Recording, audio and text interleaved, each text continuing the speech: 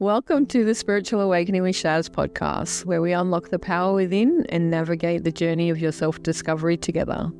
I'm Shaz Sini, your spiritual mentor and life coach, here to help you tap into your inner guidance system and manifest your best life. Whether you're just beginning your spiritual journey or looking to deepen your practice, this podcast offers insights, techniques, and inspiration to elevate your consciousness and transform your reality. Get ready to shine your light and embrace your true potential. Remember, the answers are inside you. Let me be your guide on earth. Welcome back to the Spiritual Awakening podcast with Shaz. Today I want to talk about something that too many people don't like to acknowledge, and it really upsets the apple cart when you confront someone that is so solid in their belief or their own trauma, problems, pain, or the situation that they're living in their life. And that's they all think they're either blocked or stuck and that nothing's working for them. They will tell you straight up, they've tried everything. They are not open to suggestion. They have it fixated that nothing is going to fix their problem. And that's where we become actually addicted to our problems. Everyone thinks addiction is just about drugs or alcohol, gambling, or big things that we can see. But we can become addicted to patterns, to people in our life that are bad for us, and to struggle. I never wanted to face it.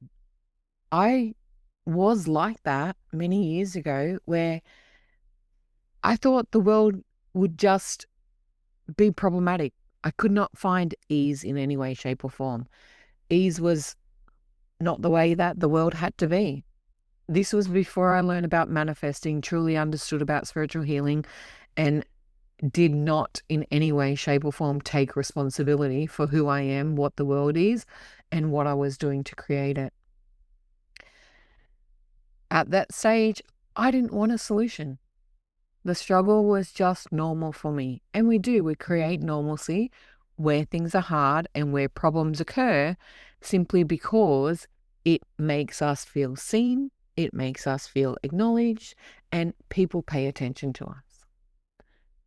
This is where you're seeking validation and understanding for it, or even empathy or sympathy. It's a mentality, and I don't like to use the word, but it's a victim mentality where we want other people to fix things for us. Now, when my life fell apart back in 2017 and I lost everything and had to start again, I was not going to do any of this. I was not going to become what I've become. I didn't want to heal. I had had enough. I just wanted to stay exactly where I was. And it wasn't until I watched a podcast by a beautiful woman called Lisa Nichols, and her words were, "You are your own rescue." And it shifted something so dramatically within me that it changed my whole life. And this was the place where I started to climb back. I'd been told for months that I was strong, I would get through this, that it would be okay. But I wasn't able to hear it back then. I was too broken. Now, sometimes we get in phases of life where that's perfectly normal. And you can stay there for months and maybe a year, 18 months. But many people like to stay there for 5, 10 years, 20 years. They become addicted to the problems in their life and the cycles that they're in, and believe nothing and no one is going to fix anything because they're always looking for solutions outside of themselves. They want someone to tell them that what they're going through makes sense, that it's meant to be that way, that there's nothing they can do about it. And there's nothing wrong with that to a point, but when you stay there too long, when you stay in your problem too long, you then turn it into identity. Now, identity changes every week, sort of thing.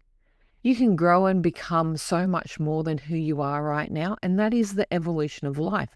That is what we're meant to do. But too many of us want to stay stuck.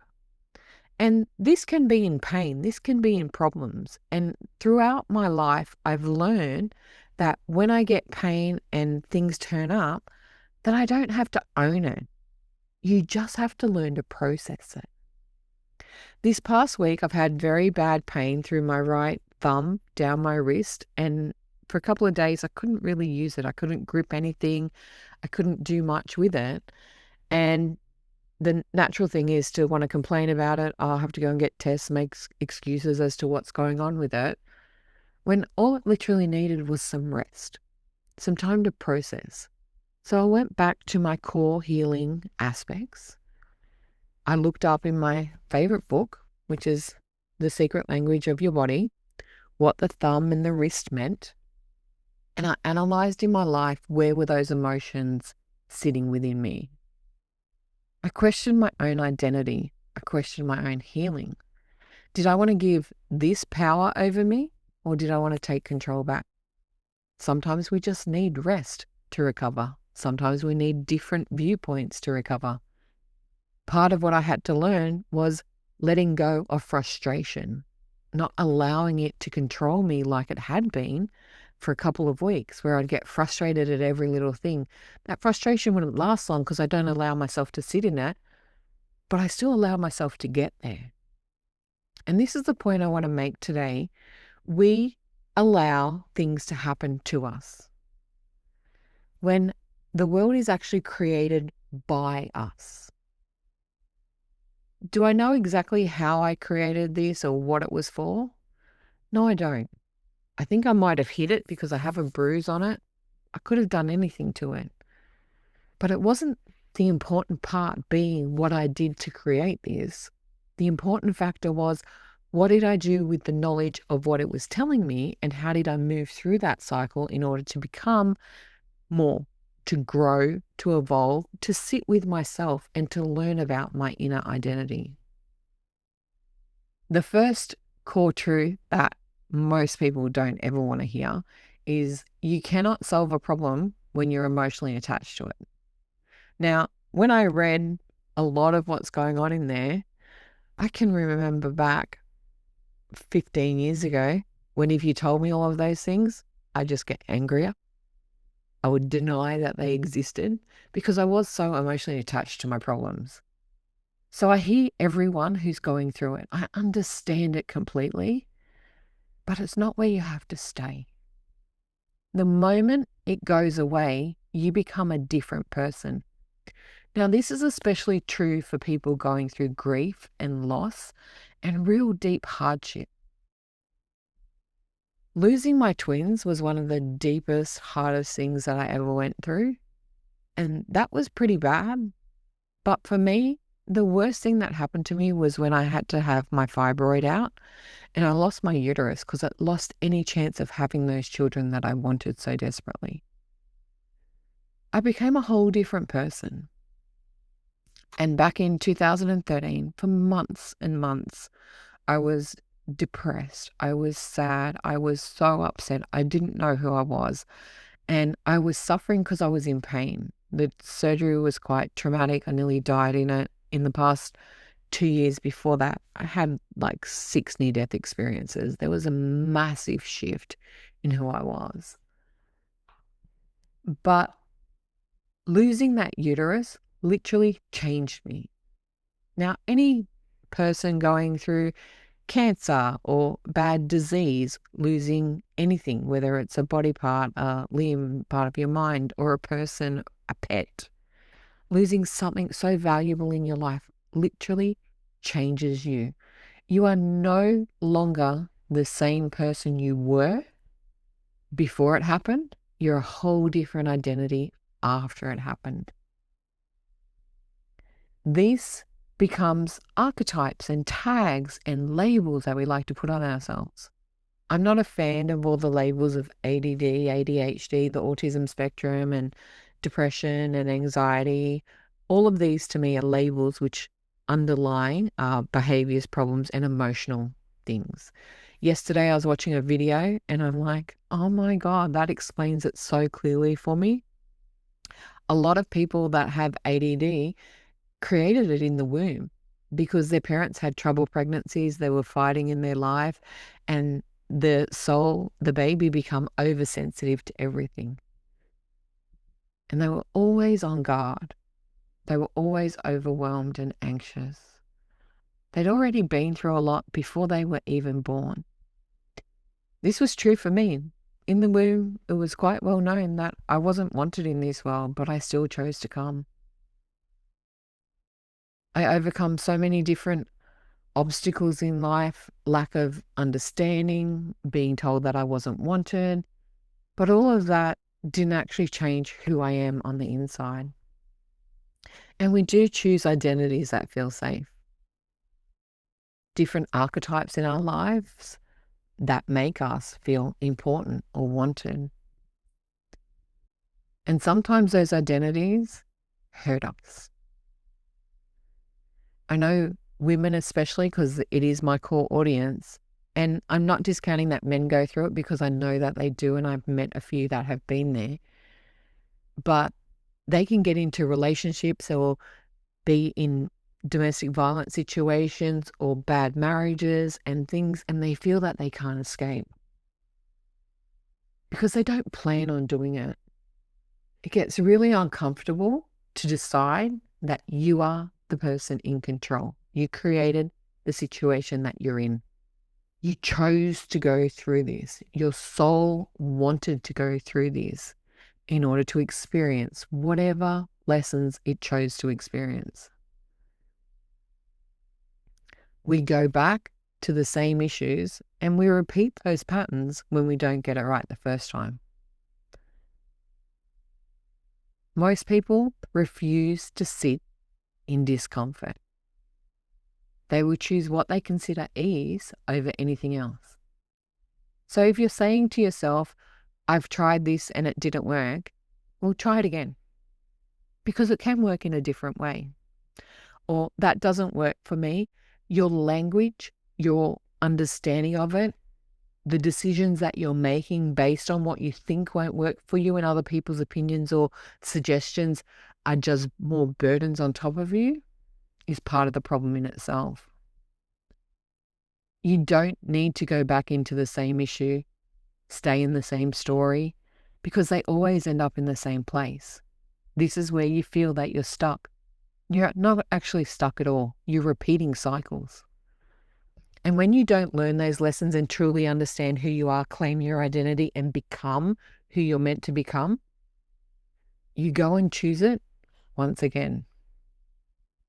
I had to look at my life and my relationships with people, friendships and lovers and everything, and rediscover why they never worked out, why people came in and out of my life constantly. And it wasn't them that was the problem, that was projection. It was me.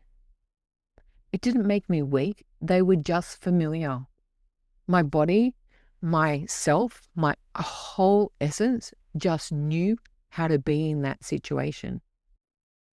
We'd mastered the class, but we stayed there. And our nervous system found peace within it. And it's really hard to see people suffering with pains and aches and diseases and problems and bad relationships and work relationships and staying, because it feels familiar, because it's comfortable. Your nervous system does not care about happiness. It cares about what it knows. So moving through these problems is really uncomfortable. This is why most people stay in jobs that they hate, because heaven forbid they should try and find something that's aligned to them, that makes them happy, that brings them joy. So many people don't sit well in joy. They don't sit well in ease. When struggle is all your body knows, when struggle is all the mind knows, it will keep recreating it. It will keep you thinking about it. It will roll over in the mind over and over and over again, and it pulls you back and sucks you in, not to hurt you, but actually to protect you. Most people can't understand that. It doesn't make you a bad person. It doesn't make you anything less. It is a protection mechanism. And the nervous system keeps us where we are. It's safety, it's security. It's what it knows. Our biggest fear in life is literally of the unknown. But the unknown doesn't have to be so scary because we've survived everything already. And if you can survive something so hard, you can certainly thrive through something that's easy, that's joyful, that's loving. But we never give ourselves permission to. This is where you have to go into deep self-reflection. Be honest with yourself. Ask yourself the following questions. Do you talk about the same problem over and over? And do you keep saying to yourself, no, I've tried that, it doesn't work. No, I did that, it doesn't work. Oh, I can't do that, that's not within me. And do you dismiss other people's perspectives and opinions because you know it all? It's like going to seek advice and getting the most valuable advice that you can, just a slight tweak, and then not acting on it because simply, I've already done that. This is where you set yourself up for failure because you believe it won't work. You need to have that spark of hope, that little bit of trust that something different can actually make a huge change and beauty in your life if you let it. I remember many years ago, one of the biggest lessons in life I had to learn was about kindness. And I may have spoke about this in the podcast before. It literally broke me because it was so uncomfortable, because I was so not used to it. I was used to people treating me like garbage. I was used to horrid things, of saying terrible things. I was so aware of it and so closed off to it at the same time that it was like water off a duck's back. It was just known and accepted to me.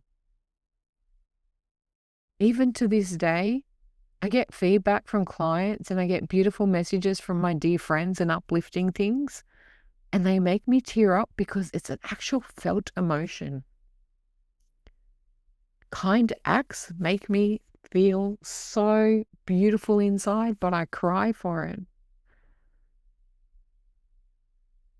I literally go looking for kind stories each and every day to feel that emotion because it is so blissful. I can't explain it in any way other than that. It makes me feel totally alive. And that expression of tears is beauty in itself because they're not painful, they're joyful. A lot of us feel very uncomfortable when things start to get better, very uncomfortable with someone helping us. We don't seek help. We want to do it all ourselves. I will go and ask for help and then we just go do what we know to be the way. We don't attempt or try new things. Every single day I try something new, I learn something new, and I test and measure it before I share it with other people. Be open to suggestion. Be aware that other things can help you. I'm in a lot of groups on Facebook and there's a lot of women out there, especially because most of them are women's groups. Sorry to all the men listening, but that's where most of the problems that come to me for help come from. And they're always saying, I have this problem and this is going on, this happened, and or the classic ones, am I the arsehole for whatever's happening in life? And I offer suggestions and they're spiritual healing, emotional based, this problem. The good classic, I have anxiety and this isn't working. Well, have you tried EFT? Oh no, I can't do that. That won't work. I need to get medicated. I need to go and see a psychiatrist to get a label for my problem. That is sitting in it. That is owning it. That is staying safe within yourself. When I offer EFT scripts, I know how powerful they are as we work through the points and you're telling them the phrases and you can see viscerally in their body the reaction they are having to the statements that are said. It moves energy outside of you if you give it permission. But many people don't want to actually fix their problems. They just want justification for it. I'm never saying your pain isn't real. I've been there. I suffer pain often. But you don't have to keep suffering. This world is not here for us to suffer through. It is here for us to grow and evolve through. It happens by us. by our thoughts, by our feelings, our actions, our behaviors, our routines, our rituals. We are the master creator of the world around us. You are where you are because that's where you're meant to be, but we're not meant to stay. I'm never dismissing what anyone has been through or how much it impacts you, because I know it did. I lived it. I know how much trauma impacted me. You can hear it in my voice right now. I know that it actually has a massive impact. But I do tell you to leave your traumas behind. You defeated them and slayed those dragons. Leave them dead. Stop carrying them with you. Stop holding onto them so tightly, because all that will happen is you will attract someone again to repeat that cycle for you, to take you through it once more. At some point in your life, healing asks you to move. It asks you to be different. Even when it's unfamiliar and uncomfortable, it is healing. Emotional release is highly uncomfortable. The energy that has to get out, it makes a physical gap within the body, and then you have to refill it. This is all about making you aware of what's going on in your mind, in your body, in your life. I'm not here to shame anyone or put you down for what you're going through. I'm here to help you notice and highlight what's going on and start asking new questions. And this one, when I asked it of myself, hit me the hardest, of what would I do or who would I be if I wasn't this version of me? I had no idea, because I was at one stage addicted to all my trauma, all the blame, all the problems, all my anger. Anger felt homely. It felt natural. And nowadays, anger only comes up for me when someone's disrespecting me. And even then, I don't get angry anymore. I just notice it, and it shows me who I want in my life and who I don't. I also had to ask myself, what actions or what areas of my life was I avoiding? What problems was I refusing to see? What aspects of self was I unwilling to change? And then another deep one is, what am I actually getting by staying here? What won't I get if I move? Sometimes we want sympathy and empathy. Sometimes we want codependence. Sometimes we want other people checking in on us and nurturing us through and doing things for us.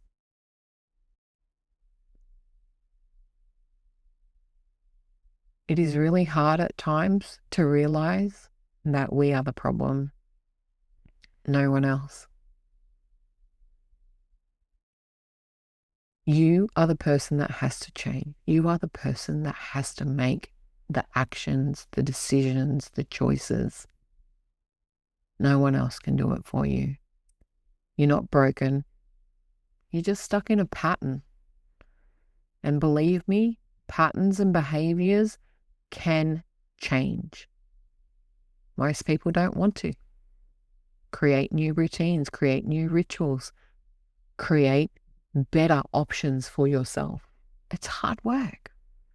I know it is. I've been there. I've done it. I continue to do it. This is not something that I think about is over and done with.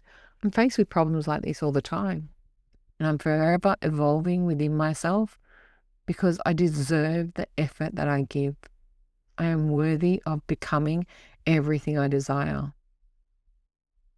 But you can only do that when you're willing to let go of the version of you that's holding on to the problem.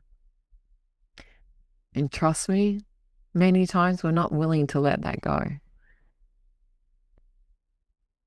But you really do deserve it. You deserve ease, comfort, beauty, passion, love, joy, happiness. You deserve all the great things in life. give yourself permission to do it. If this episode has hit you, I really want to hear from you. Are you ready to let go of what's holding you back? Are you ready to cut the cord to the boulder that you're carrying around and leave all your problems at the door? Or are you still holding on to them? It takes true honesty for you to understand it. You're not broken. You just have to remember who you are. I had to remember when Lisa said, "You are your own rescue. Nobody else is coming to save you." Change my world. You can do it too. Until next time. Thanks for listening to the Spiritual Awakening with Shaz podcast. Don't forget to like and subscribe down below so you don't miss an episode. You can also follow us on Facebook with the links below. Until next time, trust your intuition and let your spirit soar.